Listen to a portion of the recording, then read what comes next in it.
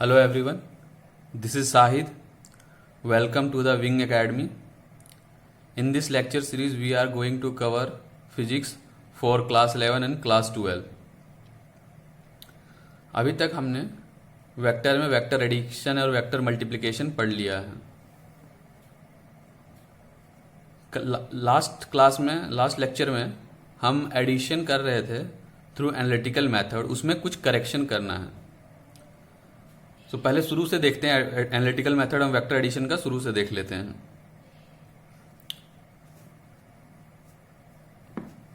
तो अगर ये वेक्टर ए है और ये वेक्टर बी है, इन दोनों को ऐड करना है, तो उसके लिए क्या करेंगे? वेक्टर ए, इसका टेल और इसका हेड, दूसरे वेक्टर के टेल और हेड को इस तरीके से प्लॉट कर देंगे और यहां से रिजल्टेंट से मिला देंगे. तो ये क्या होगा? ये होगा रिजल्टेंट वेक्टर, ये होगा वेक्टर ए, ये होगा वेक्टर बी और ये होगा दोनों वेक्टर के बीच में एंगल. अब क्या करेंगे? वेक्टर बी को रिजॉल्व कर लेंगे. वेक्टर ए के अलोंग, ए और ए के परपेंडिकुलर इसको रिजॉल्व कर लेंगे. तो अगर वेक्टर बी को इसके अलोंग, बी डी के अलोंग और ये डी सी के उसमें लिखना हो तो हम ट्रिग्नोमेट्री का इस्तेमाल करके लिख सकते हैं. तो अगर ट्रिग्नोमेट्री से हम लिखें तो बी डी इक्वल्स टू क्या लिख सकते हैं? बी कॉस थीटा लिख सकते हैं. बी कॉस थीटा हो जाएगा बी डी. और अगर सी डी के लिए हम लिख सकते हैं बी साइन थीटा. और ए बी जो है वो ए है, बी सी जो है बी है, ए सी जो है आर है. ठीक है. अब अगर हम यहां पे ट्रायंगल में देखें ए डी सी, अगर हम ट्रायंगल ए डी सी में देखें, ट्रायंगल ए डी सी में देखें तो हम देखेंगे कि पाइथागोरस थ्योरम का अगर इस्तेमाल करेंगे तो हम देखेंगे A C square is equals to A D square plus D C square. A C क्या है? रिजल्टेंट है. तो यहां पे करेक्शन है. रिजल्टेंट का ये ए सी क्या है? ए सी स्क्वायर है. तो यहां पे रिजल्टेंट का ये स्क्वायर है is equals to A B plus B D. A D को लिख सकते हैं A B plus B D और डी सी का whole square. A B is equals to A है और B D equal to B cos theta है plus D C equals to B sine theta है स्क्वायर. तो अगर हम करें देखेंगे तो ये ए प्लस बी का मैग्नीट्यूड का होल स्क्वायर है. ये करेक्शन है. यहाँ पे स्क्वायर होगा. उसी तरीके से यहाँ पे स्क्वायर होगा. तो इसको ए प्लस बी के होल स्क्वायर के फॉर्म में अगर रिजॉल्व करेंगे तो इससे आएगा A square plus B square cos square theta plus 2a B cos theta plus B square sine square theta. A square plus B square को common ले लिए तो इस वाले टर्म से कॉस थीटा आएगा और इस वाले टर्म से साइन थीटा आएगा, साइन स्क्वायर थीटा आएगा प्लस 2ab कॉस थीटा. तो रिजल्टेंट का मैग्नीट्यूड का स्क्वायर क्या होगा? A square plus B square plus 2ab cos theta. ये तो हो गया मैग्नीट्यूड का स्क्वायर.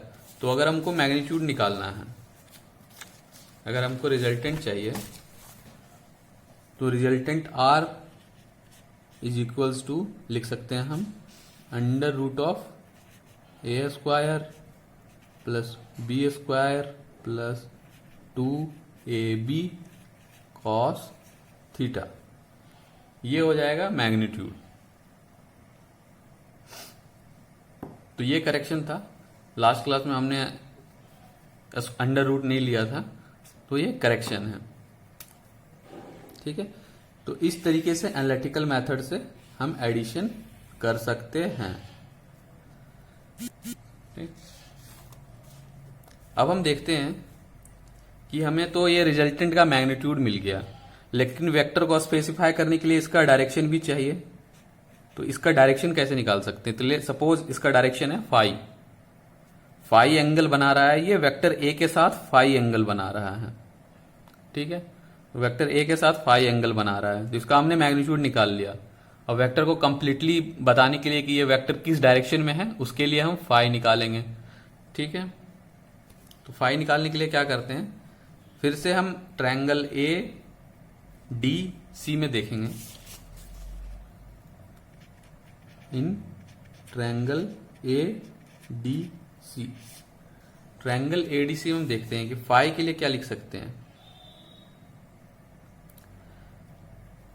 ये भी हमें पता है, ये लेंथ भी पता है, ये लेंथ भी पता है। तो अगर हम इसमें यहाँ पे लगाएं कि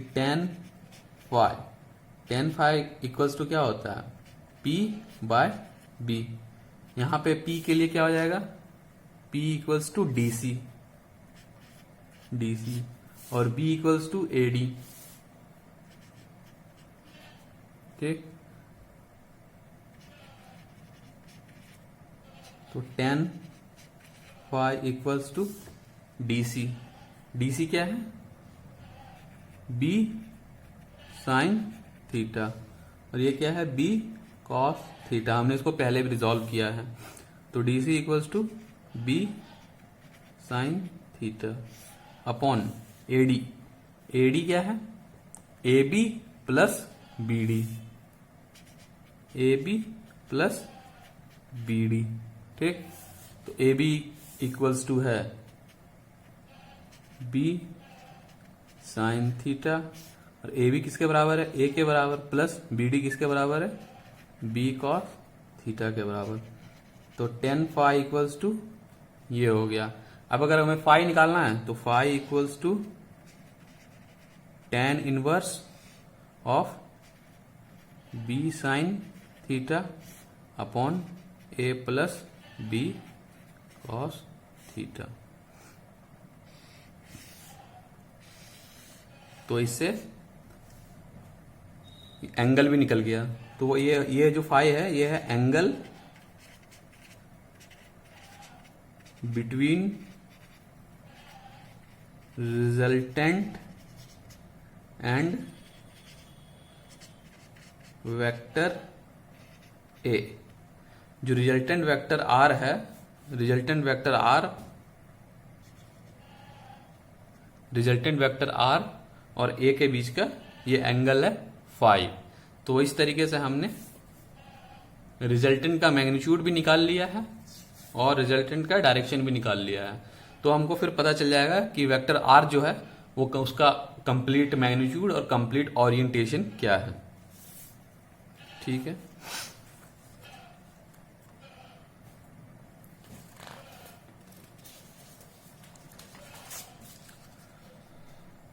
अब हम देखते हैं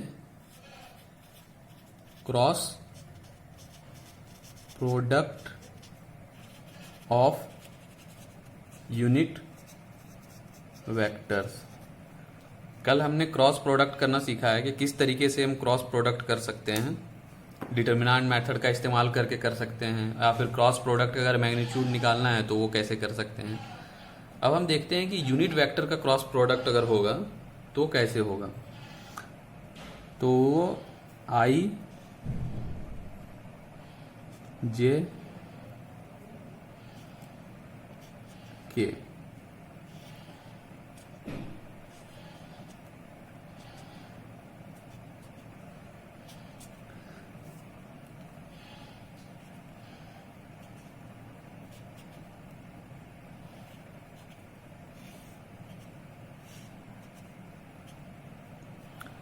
अगर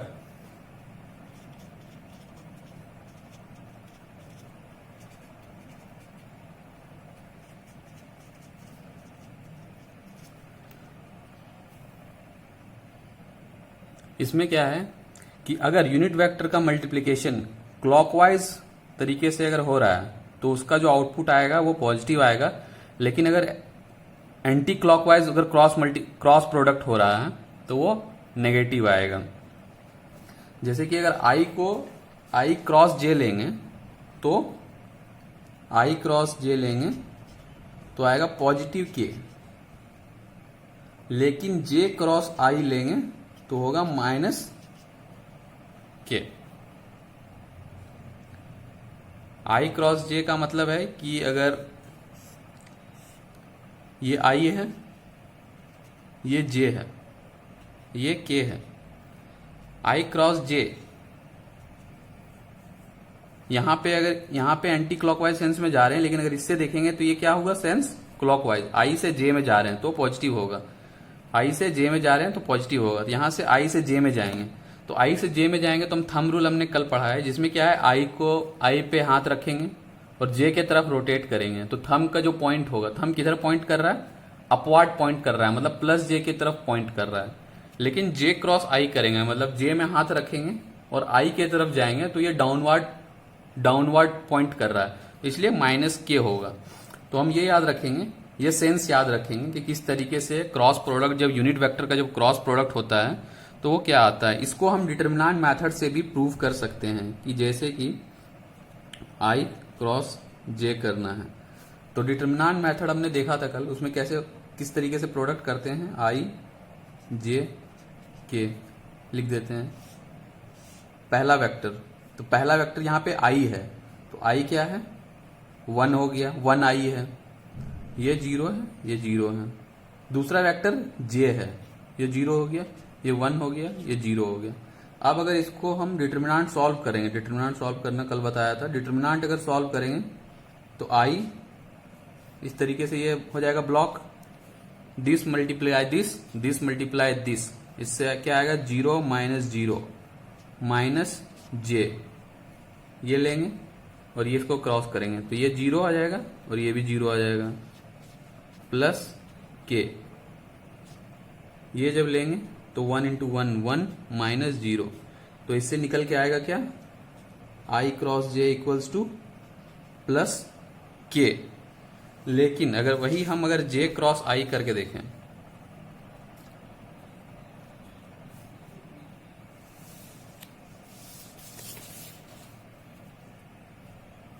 हम अगर जे क्रॉस आई करते हैं तो जे क्रॉस आई के लिए फिर से क्रॉस मल्टीप्लिकेशन करेंगे, आई जे के,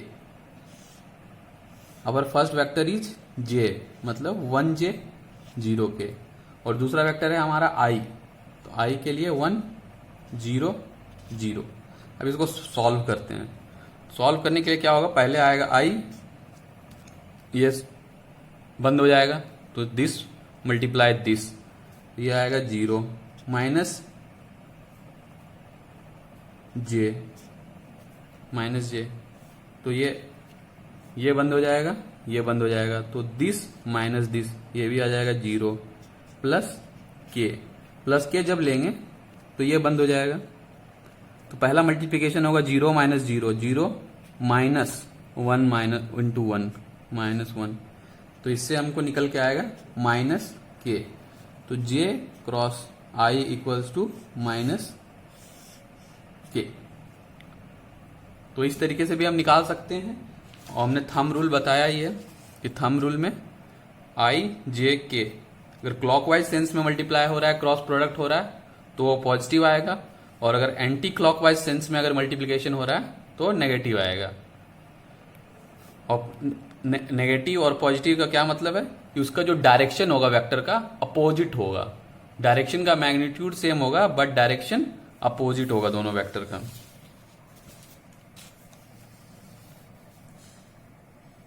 ठीक है, अब इसके बाद हम देखते हैं लैमीज थ्योरम। लैमीज थ्योरम क्या होता है? लैमीज थ्योरम क्या होता है, अगर कोई 3 वेक्टर है, 3 वेक्टर है,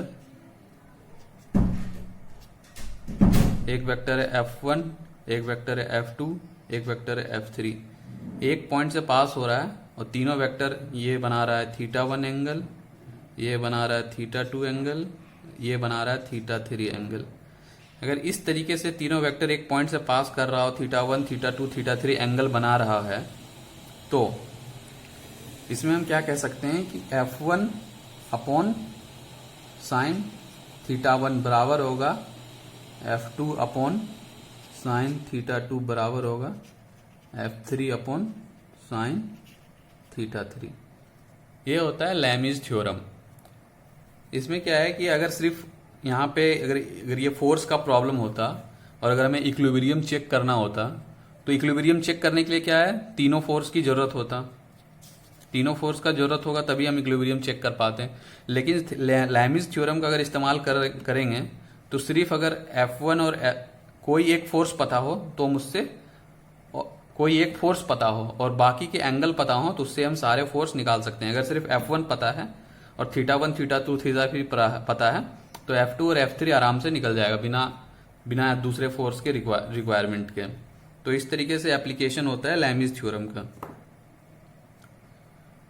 ठीक है, तो वेक्टर में हमने मोस्ट ऑफ द टॉपिक, जो भी वेक्टर के जितने भी इंपॉर्टेंट टॉपिक हैं सारे हमने कवर कर लिए हैं। अब हम कुछ प्रॉब्लम्स को देखेंगे और उसके थ्रू और थोड़ा सा प्रॉब्लम के सहारे थोड़ा सा बढ़िया से समझने की कोशिश करेंगे। तो हम प्रॉब्लम देखते हैं।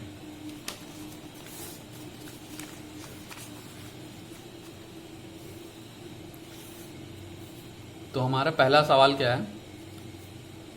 हमारा पहला सवाल है unit vector perpendicular to vector a equals to 3i plus J and b equals to 2i minus J minus 5k। तो हमें निकालना है एक यूनिट वेक्टर। हमें एक यूनिट वेक्टर निकालना है जो कि वेक्टर a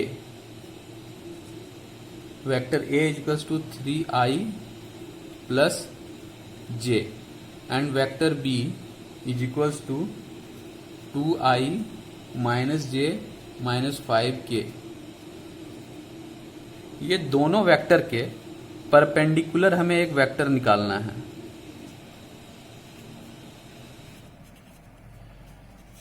कुलर यूनिट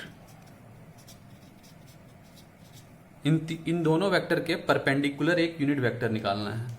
तो दोनों वेक्टर का परपेंडिकुलर कौन सा वेक्टर होगा? इन दोनों वेक्टर के परपेंडिकुलर कौन सा वेक्टर होगा? तो हम जानते हैं कि क्रॉस प्रोडक्ट से ए और बी के क्रॉस प्रोडक्ट से जो वेक्टर निकलेगा वो इन दोनों के परपेंडिकुलर होगा। हमने पहले भी देखा है और राइट हैंड थंब रूल से हम देख सकते हैं कि अगर दो वेक्टर ए और बी इस तरीके से हैं,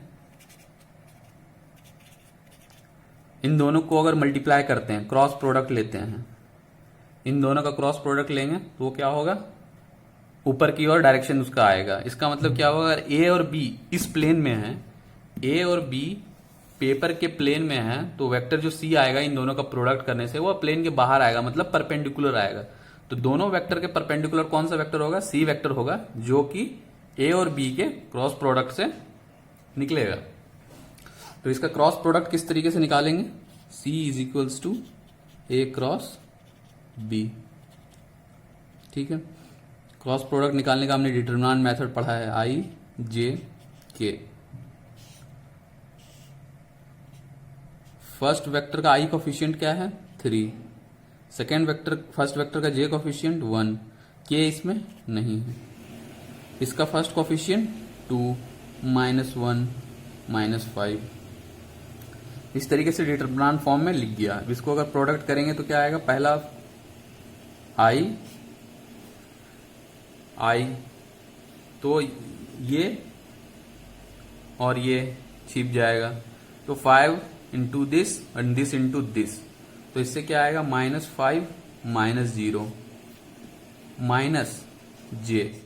जब जे के लिए मल्टीप्लाई करेंगे तो ये कवर हो जाएगा, तो this into this and minus this into this, तो दिस इज -15 -0 प्लस के। जब के लिए मल्टीप्लाई करेंगे तो ये कवर हो जाएगा, तो 3 इंटू -1, 3 इंटू -1 -3 एंड -2। ठीक, तो ये कितना आ जाएगा? -5i plus 15j minus 5k। ये आ गया वेक्टर सी। लेकिन हमसे पूछा गया है यूनिट वेक्टर, तो यूनिट वेक्टर हम किस तरीके से निकाल सकते हैं? सी का अगर यूनिट वेक्टर निकालना है तो इसको निकालने के लिए हमने पढ़ा है vector C upon magnitude of vector C. तो हमने वेक्टर सी निकाल लिया। अब इसके बाद क्या करते हैं? मैग्नीट्यूड निकाल लेते हैं सी वेक्टर का। तो सी वेक्टर का मैग्नीट्यूड इज इक्वल्स टू -5 का होल स्क्वायर प्लस 15 का होल स्क्वायर प्लस 5 का whole square, 25 plus 225 plus 25, this is equals to 275 under root 275।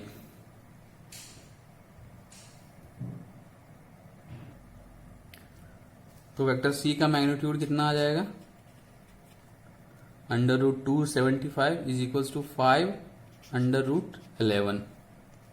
ठीक, अब यूनिट वेक्टर के लिए क्या कर देंगे, unit vector is equals to vector C upon magnitude of vector C is equals to -5 i plus 15j minus 5k upon 5 under root 11 is equals to, इसको अगर divide कर देंगे तो -i upon under root 11 plus 3 by under root 11 j minus 1 upon under root 11 के।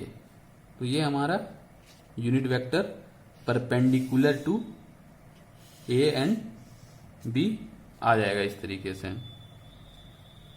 ठीक है, अब next सवाल की ओर चलते हैं।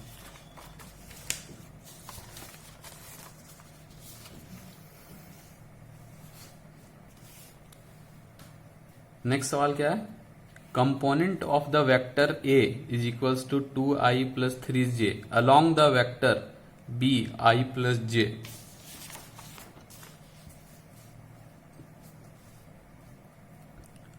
यहाँ पे वेक्टर ए जो है वो है 2i प्लस 3j और वेक्टर बी जो है वो है i प्लस j। अब इसका सवाल क्या है कि वेक्टर ए का जो कंपोनेंट है वो बी के अलोंग लिखना है। अगर वेक्टर ए का बी के अलोंग अगर कंपोनेंट लिखना है तो कैसे लिख सकते हैं। तो अगर हम ले लेते हैं कि वेक्टर ए इस तरीके से है और वेक्टर बी इस तरीके से है। ठीक, वेक्टर बी का डायरेक्शन ये है, वेक्टर ए का डायरेक्शन ये है, वेक्टर बी का डायरेक्शन ये है और इन दोनों के बीच में एंगल थीटा है।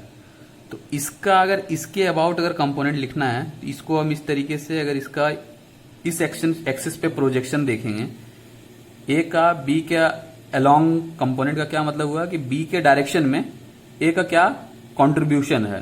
बी के डायरेक्शन में ए वेक्टर तो इस तरीके से है, लेकिन अगर बी के डायरेक्शन में देखा जाए तो ए वेक्टर का कितना पोर्शन आ रहा है। तो इसका इस तरीके से प्रोजेक्शन ले लेंगे। तो अगर ये हम निकाल सकें तो ये कैसे निकाल सकते हैं, ए कॉस थीटा। बी के डायरेक्शन में क्या होगा, ये ए कॉस थीटा होगा। तो हमने पहले देखा है कि अगर हम डॉट प्रोडक्ट करें ए और बी का डॉट प्रोडक्ट जो होगा वो ए के मैग्नीट्यूड कॉस थीटा होगा। ठीक, तो यहां से हम ए कॉस थीटा निकाल सकते हैं। उसके लिए क्या चाहिए, magnitude of A, magnitude of B. तो मैग्नीट्यूड निकाल लेते हैं पहले। ए का मैग्नीट्यूड कितना होगा, 2 स्क्वायर प्लस 3 स्क्वायर का under root 4 plus 9 equals to under root 13। और बी का मैग्नीट्यूड क्या होगा, 1 square plus 1 square is equals to under root 2। अब डॉट प्रोडक्ट करते हैं, ए और बी का डॉट प्रोडक्ट अब कर लेते हैं। A dot B is equals to A B cos theta 2i plus 3j dot i plus j is equals to, A को ऐसे ही रहने देते हैं, ए कॉस थीटा क्योंकि यही हमको निकालना है, और बी को अंडर रूट 2। हम जब मल्टीप्लिकेशन देख रहे थे तो हमने देखा था कि आई मल्टीप्लाई होके 1 देता है, आई जे से मल्टीप्लाई होके 0 देता है, जे आई से मल्टीप्लाई होके 0 देता है, लेकिन जे जे से मल्टीप्लाई होके 1 आता है। तो यहाँ पे अगर हम मल्टीप्लिकेशन करेंगे तो सिर्फ आई और सिर्फ अपने साथ वाले कंपोनेंट का कर देते हैं। जैसे कि इसका 2 इंटू 1 प्लस यहाँ से होगा 3 इंटू 1। और डॉट प्रोडक्ट जब भी करेंगे दो वेक्टर का तो उससे क्या आता है, scalar quantity is equals to A cos theta into under root two. ये क्या हो गया, 2 और 3 5, 5 is equals to A cos theta into under root two. तो यहां से अगर हम देखें तो हमको निकल रहा है A cos theta is equals to 5 by under root two. यहां हम देखेंगे कि 5 is equals to A cos theta into under root two, तो उससे हमको निकलेगा A cos theta is equals to 5 by root two, जो कि होगा यूनिट वेक्टर ए का बी के अलोंग। ए को बी के अलोंग ब्रेक करेंगे तो क्या होगा, ए कॉस थीटा।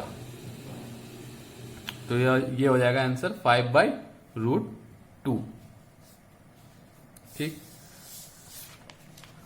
अब नेक्स्ट सवाल की ओर चलते हैं। हमारा नेक्स्ट सवाल है ए प्लस बी का मॉड जो है vector A plus vector B के मैग्नीट्यूड के बराबर है, then the angle between A and B will be. ये angle between A and B क्या होगा? सॉरी, क्वेश्चन में करेक्शन है, यहां पे इक्वल्स टू होगा। क्वेश्चन में फिर से लिख देता हूं एक बार।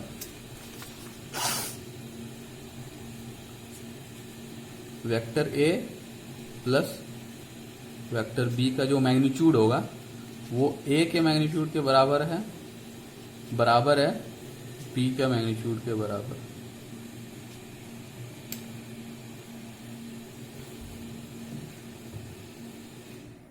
तीनों का मैग्नीट्यूड बराबर है। ए प्लस बी अगर दो वेक्टर दे रखे हैं ए और बी को, इसको ऐड किया, ऐड करने के बाद ये ए प्लस बी का वेक्टर आया, ये ए वेक्टर था, ये बी वेक्टर था, दोनों को ऐड किए तो ए प्लस बी आएगा। इसका मैग्नीट्यूड ए के बराबर और बी के बराबर है। अगर इस तरीके से है तो ए और बी के बीच में क्या एंगल होगा?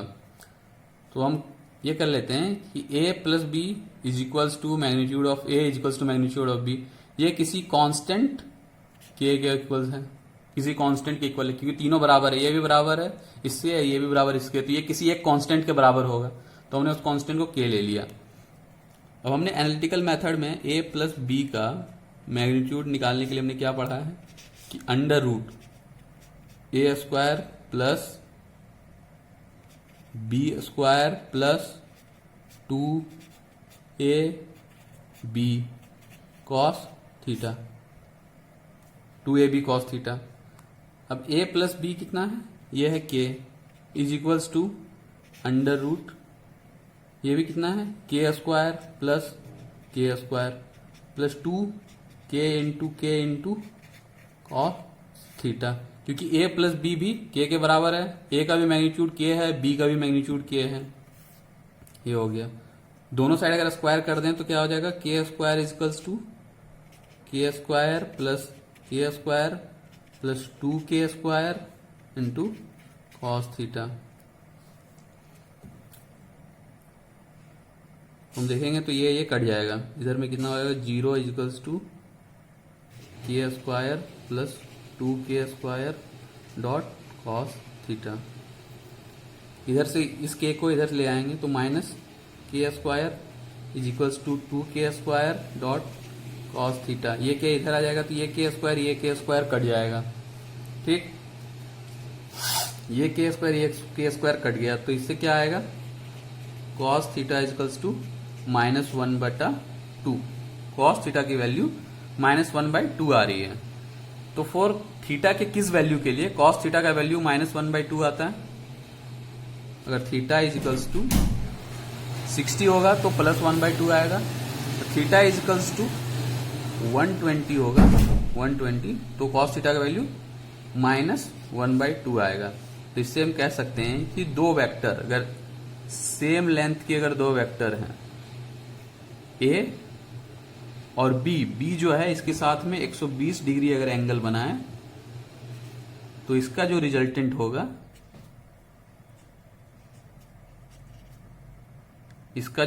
होगा, वो तीनों का लेंथ बराबर होगा। यहां से अगर 120 डिग्री एंगल बनाएगा इस तरीके से तो ये ए बी और इसका जो रिजल्टेंट होगा ए प्लस बी, वो तीनों सेम होंगे। तो ये एक ऐसा केस बनेगा। ठीक,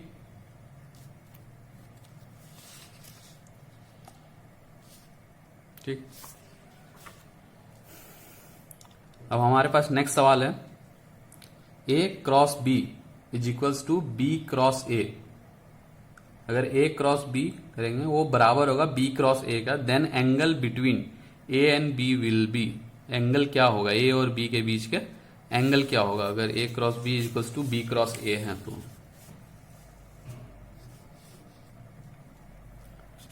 ए cross B is equals to B cross A. हमने अभी तक देखा है और हम जानते हैं कि A cross B is equals to B cross A होगा, मैग्नीट्यूड इसका बराबर होगा, लेकिन डायरेक्शन भी बराबर होगा क्या? डायरेक्शन हमने देखा है कि ए क्रॉस बी का डायरेक्शन बी क्रॉस ए के डायरेक्शन से अपोजिट होगा।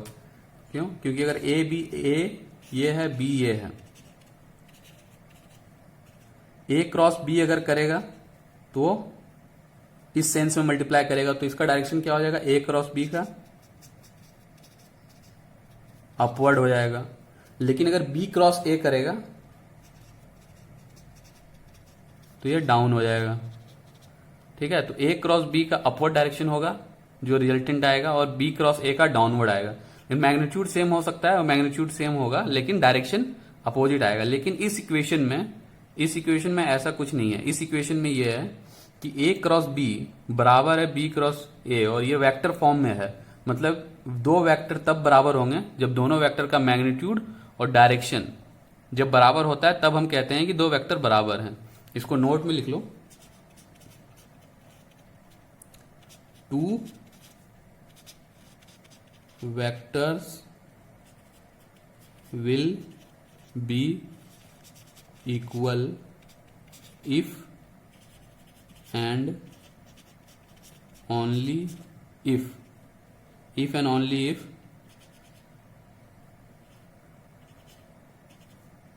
magnitude is same and direction is same। दो वेक्टर तभी बराबर होंगे जब उनका magnitude as well as direction दोनों बराबर है, तभी वो वेक्टर बराबर होंगे। तो यहाँ पे सवाल में ये है कि ए क्रॉस बी बराबर बी क्रॉस ए है, लेकिन हम देख रहे हैं अपने विजुअलाइजेशन से कि ये तो अपोजिट डायरेक्शन में होगा। तो ये क्या स्पेशल कंडीशन है, इसको निकालने की कोशिश करते हैं। तो हम फिर से एक बार इक्वेशन लिखते हैं, A cross B is equals to B cross A. ठीक, दोनों को एक तरफ ले आते हैं, A cross B minus B cross A is equals to 0। हमने यहां पे देखा है, चूंकि हम जानते हैं कि चूंकि since A cross B and B cross A have opposite directions, इसका जो रिजल्टेंट आएगा वो डायरेक्शन इसका अपोजिट होगा दोनों का। तो इसलिए हम लिख सकते हैं कि बी क्रॉस ए जो होगा वो minus of A cross B होगा। ए क्रॉस बी के अपोजिट होगा तो उसके लिए माइनस। हमने देखा है कि वेक्टर का अगर डायरेक्शन अपोजिट करना है तो उसके माइनस से मल्टीप्लाई कर देंगे, साइन को चेंज कर देंगे तो वो अपोजिट हो जाता है ना। अब ये क्या बन जाएगा,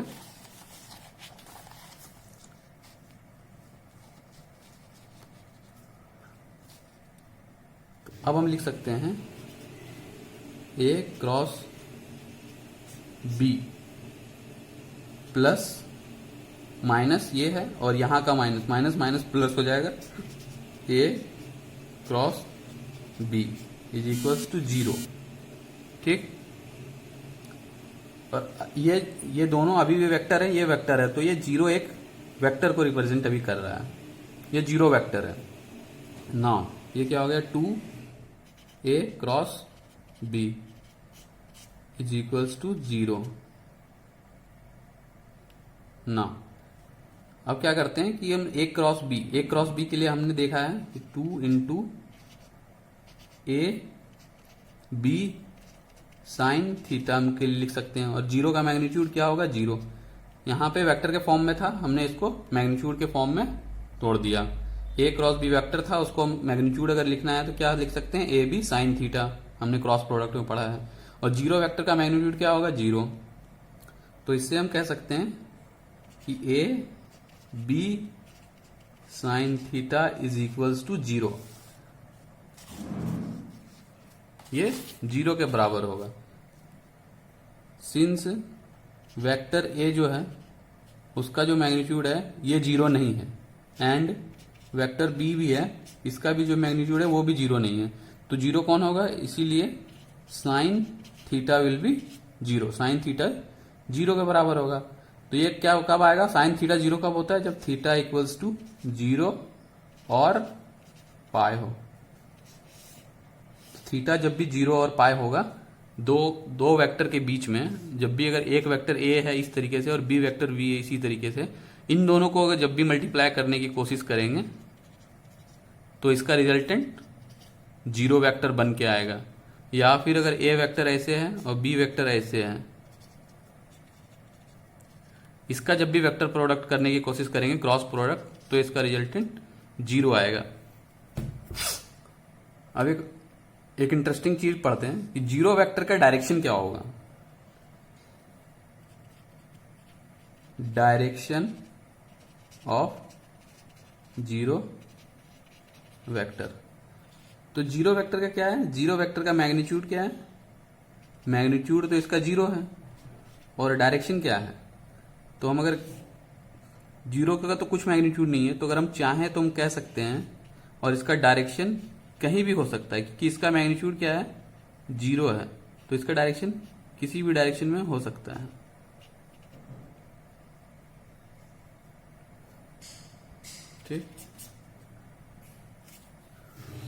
ठीक है, थैंक यू।